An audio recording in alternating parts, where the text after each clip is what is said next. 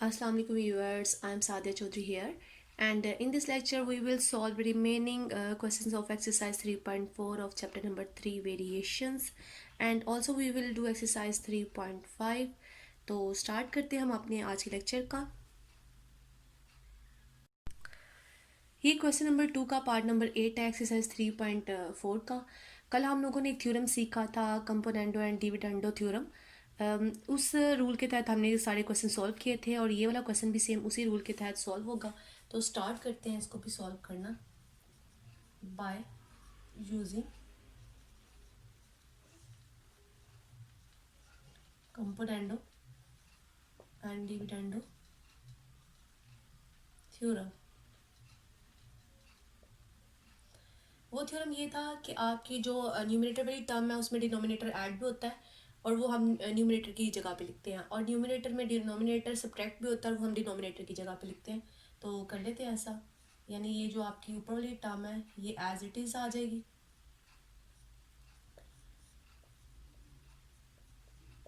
और इसमें ये नीचे वाली टर्म क्या हो जाएगी, ऐड हो जाएगी।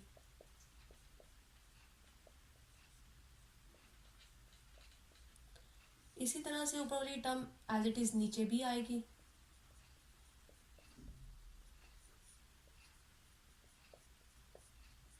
और दूसरी टर्म इसमें से नीचे वाली क्या हो जाएगी, सब्ट्रैक्ट हो जाएगी। न्यूमिनेटर में वो ऐड होती है और डिनोमिनेटर में वो सब्ट्रैक्ट होती है, और इसी तरह से यहाँ पे 1+3 हो जाएगा एंड 1 - 3 हो जाएगा। अब हम लोग जो ब्रैकेट्स लगाई हैं इनको खोलते हैं। ऊपर तो किसी भी साइन में कोई चेंज नहीं आएगा, उनके बाहर पॉजिटिव का साइन है ब्रैकेट के।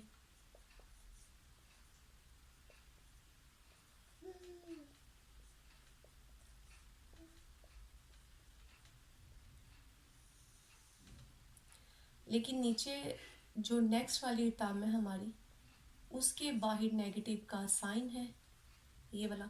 ये क्या करेगा, अंदर साइन चेंज कर देगा,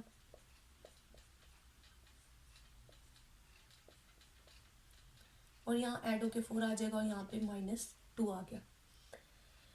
नेक्स्ट ये दोनों टर्म्स कैंसिल हो जाएंगी और ये दोनों टर्म सेम है, और ये ऐड होके 2 टाइम क्या आ जाएगा, x² + 8p² डिवाइडेड बाय ये, और ये टर्म कैंसिल हो जाएगी तो -2 time x² - p² is equal to 4/-2। अब ये 2 से कैंसिल हो गया, 2 1 था 2 एंड 2 2 था 4, और ये माइनस इस माइनस साइन से कैंसिल हो गया तो हमारे पास रिटर्न में रहेगा x² + 8p² divided by x² - p² is equal to 2। अब हम लोग क्या कर लेते हैं, इसको एक ही साइड में लिख लेते हैं, x² + 8p² divided by x² - p² is equal to 2। अब स्क्वायर रूट को ख़त्म करने के लिए हम टेकिंग स्क्वायर कर लेते हैं on both side, taking square on both sides. जब हम दोनों साइड पे स्क्वायर ले लेंगे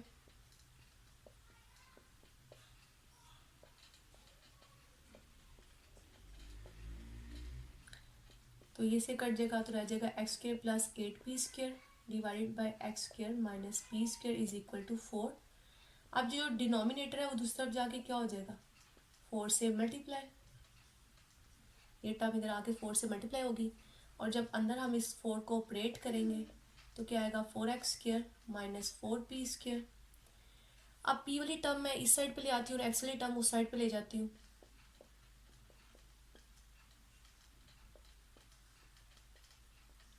तो हमारे पास 8 एंड 4 क्या हो जाएंगे, 12p², और वहाँ से 3x²। एक्चुअली हमने इसको सॉल्व करना है। सॉल्व का मतलब ये है कि इसमें जो वेरिएबल x है हमें उसकी वैल्यू कैलकुलेट करनी है। अब यहाँ पे हम 3 डिवाइड कर देते हैं तो हमारे पास रिजल्ट आएगा 4p²। अब हम दोनों साइड पे स्क्वायर ले लेते हैं, स्क्वायर लेंगे तो एक्स इसकी इक्वल आ जाएगा +-2p। तो हम लोगों ने कैलकुलेट कर लिया या सॉल्व कर लिया, तो हमारे पास जो वेरिएबल है x उसकी वैल्यू क्या आ गई, 2p एंड -2p। इसको हमने क्या कर लिया, सॉल्व कर लिया।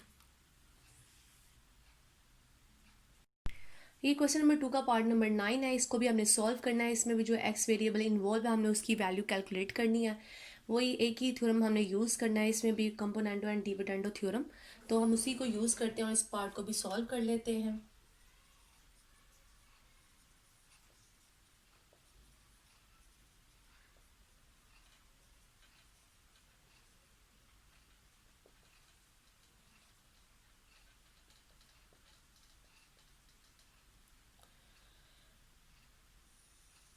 थ्योरम काफ़ी सारे क्वेश्चंस भी हम अप्लाई कर चुके हैं, आप तो आपको बहुत अच्छे से याद हो गया होगा वो थ्योरम।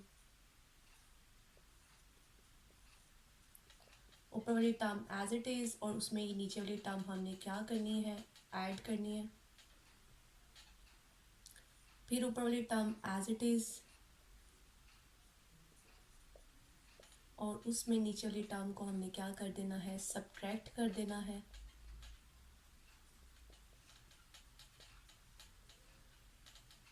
ये काम हमने लेफ्ट साइड पे किया, तो यही काम हम राइट साइड पे भी करेंगे।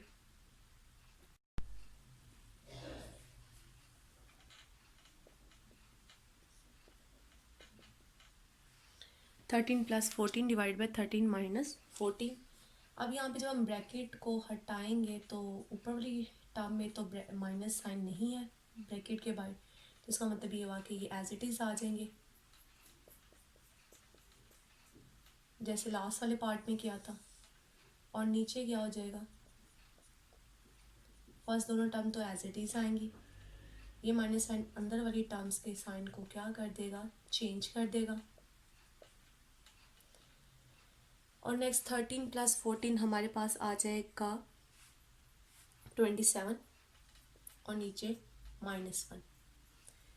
यहाँ पे ये दोनों टर्म्स अब कैंसिल हो जाएंगी, तो आएगा 2 टाइम एक्स प्लस 5 का क्यूब एंड डिवाइडेड बाय ये दोनों टर्म कैंसिल होगी, तो -2x-3 का cube is equal to 27 by -1। 2 से कैंसिल हो गया, माइनस एंड माइनस से कैंसिल हो गया, तो हमारे पास रिजल्ट बचा x प्लस 5 का क्यूब और x-3 का क्यूब इज इक्वल टू 27। अब नेक्स्ट इसके बाद हम क्या करेंगे, मैं इसको होल क्यूब में लिख लेती हूँ, x plus 5 divided by x-3 whole cube and 3 raise to power जो है क्यूब लिख सकते हैं हम 27 को, क्योंकि 3 3 द 9 एंड 9 3 द 27। अब नेक्स्ट क्या करेंगे, taking cube root on both side, दोनों साइड पे हम लोग क्यूब रूट ले लेते हैं।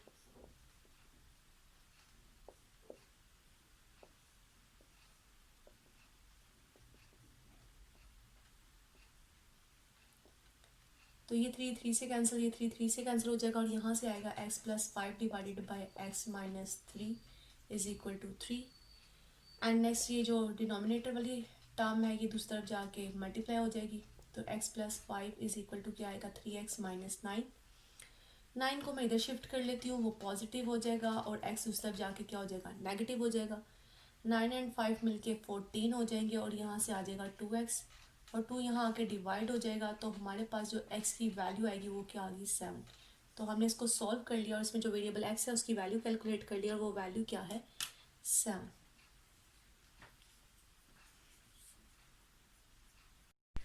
नेक्स्ट एक्सरसाइज 3.5 स्टार्ट करने से पहले एक डेफिनेशन है जो मैं एक्सप्लेन करती हूँ, वो डेफिनेशन है जॉइंट वेरिएशन की। प्रीवियस लेक्चर में मैंने बताया था कि वेरिएशन क्या होती है और टाइप्स ऑफ वेरिएशन भी बताया था, डायरेक्ट वेरिएशन और इनवर्स वेरिएशन, ये 2 टाइप थी।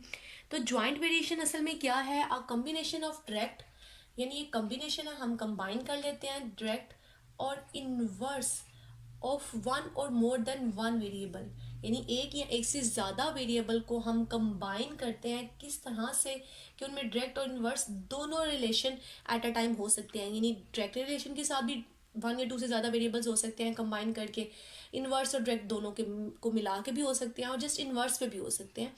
मतलब ये है कि कम्बिनेशन होता है ये 1 या 1 से ज़्यादा वेरिएबल्स का, जिन वेरिएबल्स के दरमियान डायरेक्ट रिलेशन भी हो सकता है और इनवर्स रिलेशन भी हो सकता है। फॉर एग्जांपल जैसे एक वेरिएबल y है, वो डायरेक्टली यानी प्रोपोर्शन है किसके, x वेरिएबल के, एंड ऑल्सो y क्या है, इनवर्सली प्रोपोर्शन है किसके, एक z वेरिएबल के। तो मतलब यहाँ पे इसी y वेरिएबल का x के साथ कौन सा रिलेशन है, डायरेक्ट वाला, और यहाँ पे y का इस z के साथ कौन सा रिलेशन है, इनवर्स वाला। जब मैं इन दोनों को कंबाइन कर लूँगी, यानी यूं करके कि y is directly proportion to x and inversely proportion to z, तो ये जो हमारे पास रिजल्ट आ जाएगा ये क्या कहलाएगा, ज्वाइंट वेरिएशन। और जो हमारी एक्सरसाइज है 3.5 इंतहाई इजी एक्सरसाइज है और वो इसी ज्वाइंट वेरिएशन पे बेस करती है। आप उन क्वेश्चंस को सॉल्व करते हैं। एक्सरसाइज 3.5 का क्वेश्चन नंबर 1 है, इफ एस वेरीज डायरेक्टली, यानी एस एक वेरिएबल है और वो डायरेक्टली वेरी कर रहा है किसके साथ, यू स्क्वायर के साथ, और इनवर्सली वेरीज कर रहा है किसके साथ, वी के साथ। यानी एस और यू का डायरेक्टली रिलेशन है और इनवर्सली रिलेशन है किसके साथ, वी के साथ। एस की वैल्यू अगर 7 है तो यू 3 एंड 2 होता है। और उसके बाद वो ये कह रहा है find the value of S, हमें एस की वैल्यू फाइंड करनी है जब यू 6 और वी क्या हो, 10 हो। तो इस स्टेटमेंट के मुताबिक सबसे पहले तो हमें यहाँ से पता चल रहा है कि एस और यू के दरमियान कौन सा रिलेशन है, डायरेक्टली रिलेशन है, यानी S is directly proportion to U square. इसको मैं इक्वेशन 1 का नाम दे देती हूँ। और नेक्स्ट इस जगह से हमें पता चल रहा है कि एस और वी के दरमियान कौन सा रिलेशन है, इनवर्स रिलेशन है, तो इसको मैं इक्वेशन 2 का नाम दे देती हूँ। यूजिंग 1 एंड 2 वी हैव, तो हमारे पास क्या आ जाएगा कि x का डायरेक्टली रिलेशन है u के साथ और इनवर्स रिलेशन है किसके साथ, v के साथ। अब ये प्रोपोर्शनैलिटी की इलामत को मैं हटाऊंगी तो k कांस्टेंट आ जाएगा। और हमें गिवन क्या दिया था, गिवन हमारे पास ये है कि s क्या है 7, तो u क्या होता है 3 एंड v क्या होता है 2। सो ये सारी वैल्यूज मैं इसमें सब्स्टिट्यूट कर दूंगी। s क्या है 7, k एज इट इज आ गया, u की जगह आ जाएगा 3, v की वैल्यू है 2 एंड ये 2 7 से इधर आके मल्टीप्लाई हो जाएगा और यहाँ पे क्या आ जाएगा 9k, 3 3 the 9 and 7 two the 14, 9k and ये 9 यहाँ पे आके डिवाइड हो जाएगा। तो हमारे पास जो प्रोपोर्शनैलिटी कांस्टेंट था k, उसकी वैल्यू निकल आई। Now equation of s in terms of u and v हमारे पास क्या आ जाएगी, इस जगह से हम लोग उस इक्वेशन को लिख लेंगे। s क्या आ गई के 14/9 u square divided by v। अब हम लोगों ने क्या फाइंड करना है, हम लोगों ने s फाइंड करना है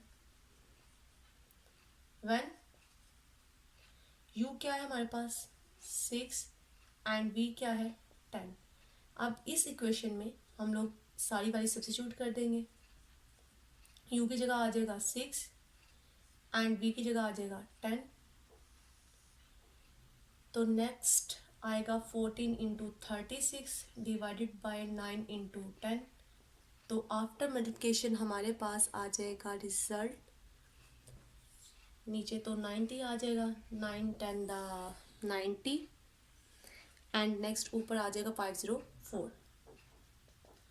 36 को 14 से मल्टीप्लाई करेंगे तो क्या आएगा 504 एंड आफ्टर सिंप्लीफिकेशन हमारे पास जो फाइनल रिजल्ट आएगा वो 28/5 आएगा।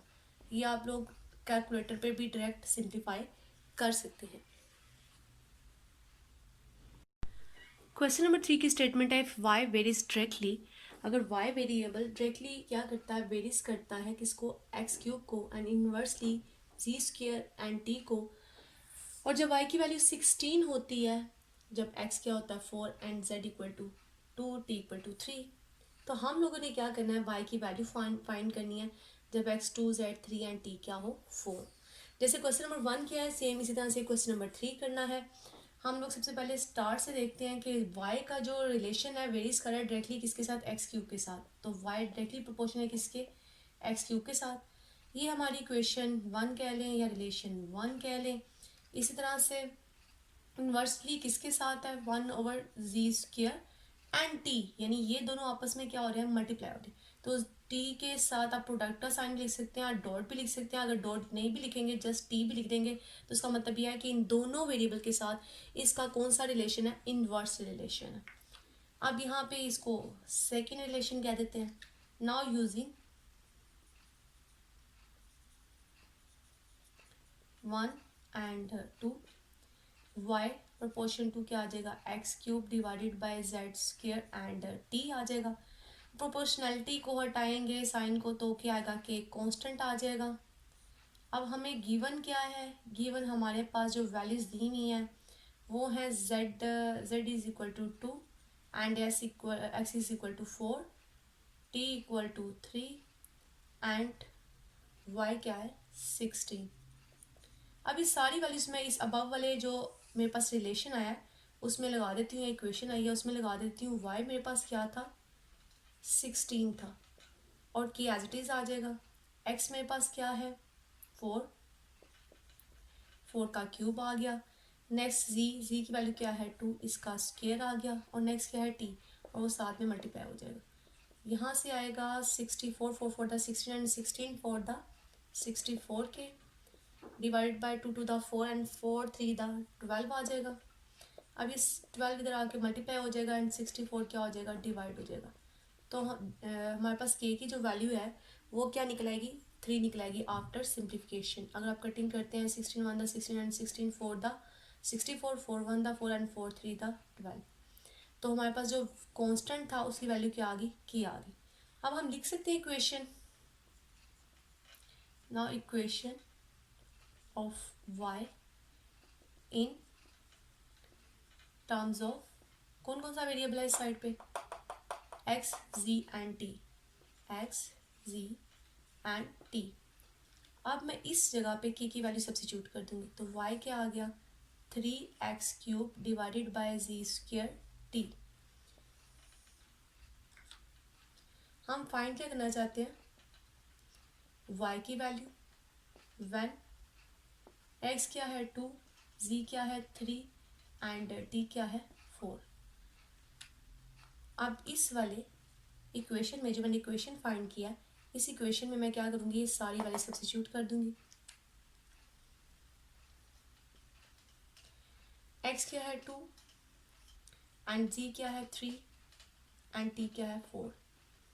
तो यहाँ से आएगा 2 two the 4 4 two the 8 and 8 3 the 24,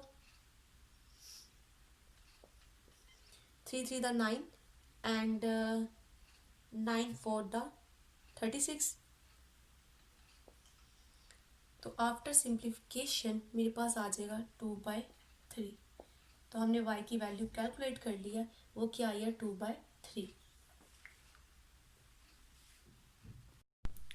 question number 5 की स्टेटमेंट है if v varies directly as the product of X Y cube and inversely as z square, यानी वो एक्स वाई क्यूब के क्या है डायरेक्टली प्रोपोर्शन है और इनवर्सली किसकी है z स्क्वायर के। एंड v की वैल्यू 27 होती है जब हमारे पास x v एंड z की ये ऑब्जर्वेशंस हो। तो हमने क्या करनी है क्या करना है हमने वैल्यू फाइंड करनी है v की जब हमारे पास ये 3 ऑब्जर्वेशंस होंगी। तो सेम क्वेश्चन नंबर 1 3 जैसे किया है ये क्वेश्चन नंबर 5 भी इसी तरह से सॉल्व करना है और ये मैं लास्ट में से सॉल्व कर रही हूँ एक्सरसाइज 3.5 का, क्योंकि बाकी जितने क्वेश्चन है सेम वो भी इसी तरह से सॉल्व होंगे और वो आप लोग खुद ही सॉल्व कर लेंगे और इंशाल्लाह नेक्स्ट वाले लेक्चर में हम लोग नेक्स्ट एक्सरसाइज सॉल्व करेंगे। चलिए स्टार्ट करते हैं इसको। v के साथ डायरेक्ट रिलेशन है किसका एक्स वाई क्यूब का, ये हमारी जो है फर्स्ट रिलेशन आ गया। इसी तरह से नेक्स्ट क्या है v का इन्वर्स रिलेशन है किसके साथ z स्क्वायर के साथ, ये सेकंड वाला रिलेशन आ गया। नाउ यूजिंग 1 एंड 2 हम इन दोनों को यूज़ करेंगे तो हमारे पास क्या आ जाएगा result v directly proportion to x Y cube divided by z square. Proportionality को हटाएंगे तो k x Y cube divided by g square आ जाएगा और हमारे पास जो गिवन ऑब्जर्वेशंस हैं वो क्या है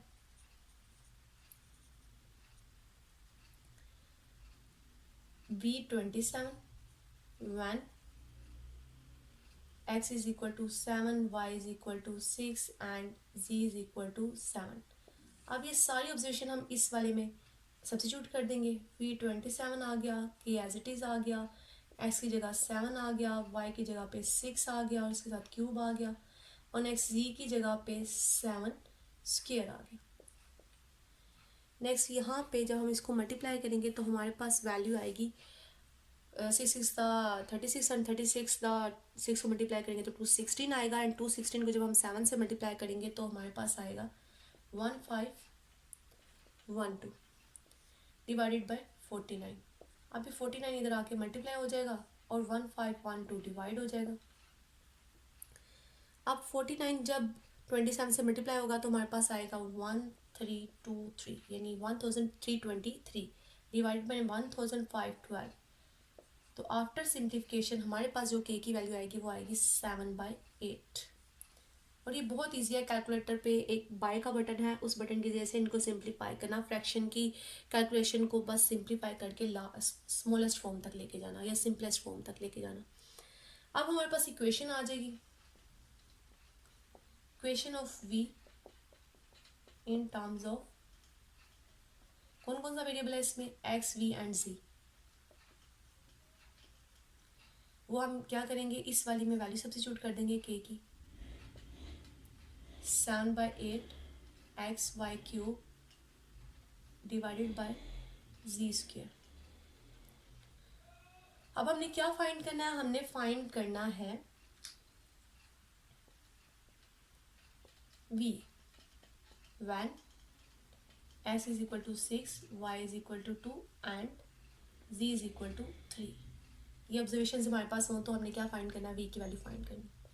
अब जो ऊपर वाली इक्वेशन निकाली है, इस इक्वेशन में सारी वैल्यू सब्स्टिट्यूट कर देते हैं। 7x की वैल्यू 6 है, y की 2 है एंड डिवाइडेड बाय 8 और z की क्या है 3, इसका स्क्वायर आ जाए। नेक्स्ट जब हम इनको मल्टीप्लाई करेंगे तो हमारे पास जो वैल्यू आएगी वो 336 है न्यूमरेटर की, 2 to the 4 4 to the 8 and 8 को जब 6 और 7 से मल्टीप्लाई करेंगे 336 आएगा, एंड नीचे 3 3 9 एंड 9 को जब 8 से मल्टीप्लाई करेंगे तो 72 आ जाएगा। तो आफ्टर सिंप्लीफिकेशन हमारे पास क्या आएगा, 14/3 आएगा। और हमने ये वैल्यू कैलकुलेट कर लिया किसकी, v की। सेम बाकी पार्ट्स भी इसी तरह से सॉल्व होंगे इस एक्सरसाइज के, और इंशाल्लाह नेक्स्ट वाले लेक्चर में हम लोग 3.6 को सॉल्व करेंगे। मेरे चैनल को सब्सक्राइब और लाइक ज़रूर करें। अल्लाह हाफिज़।